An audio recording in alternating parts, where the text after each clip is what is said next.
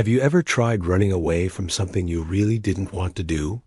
Well, let me tell you a story about a man named Jonah who tried to run away from God himself. Jonah was a prophet, and one day God spoke to him. He said, "Jonah, go to the great city of Nineveh and warn its people. Their wickedness has come up before me." But Jonah didn't want to go. Nineveh was a huge, bustling city, and its people were known for being cruel. Jonah was scared and maybe a little resentful.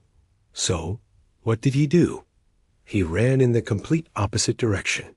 He went down to the port of Joppa, found a ship heading to Tarshish, as far away from Nineveh as he could get paid the fare, and hopped on board, thinking he could escape God's call. But you can't really hide from God, can you?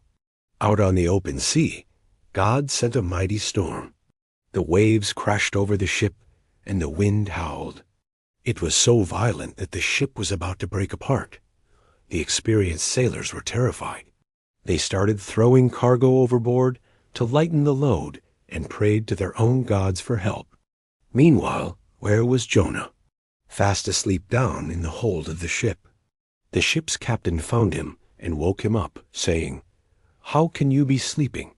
Get up and call on your God. Maybe he will take notice of us so that we will not perish." The sailors decided to cast lots too, find out who was responsible for this disaster. And guess what? The lot fell on Jonah. They surrounded him, demanding, "Tell us, who is responsible for this? What is your occupation? Where do you come from?" Jonah finally confessed, "I am a Hebrew, and I worship the Lord, the God of heaven, who made the sea and the dry land. I am running away from the Lord." The sailors were even more terrified when they heard this. "What have you done?" They cried, "What should we do to you to make the sea calm down for us?" "Pick me up and throw me into the sea," Jonah replied, "and it will become calm. I know it is my fault that this great storm has come upon you." The sailors didn't want to do it. They tried to row back to land, but the storm only got worse. Finally, they prayed to God, asking for forgiveness for what they were about to do. Then they took Jonah and threw him into the raging sea. And instantly, the storm stopped.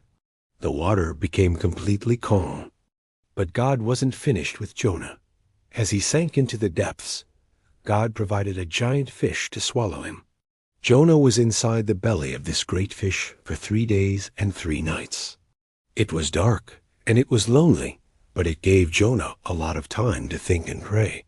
He realized he couldn't run from God, and he repented. After 3 days, God commanded the fish, and it spit Jonah out onto dry land. Once again, God's word came to Jonah, "Go to the great city of Nineveh and proclaim to it the message I give you." This time, Jonah obeyed. It's a powerful story about second chances and the scale of God's mercy. Thanks for watching, and don't forget to subscribe for more stories like this.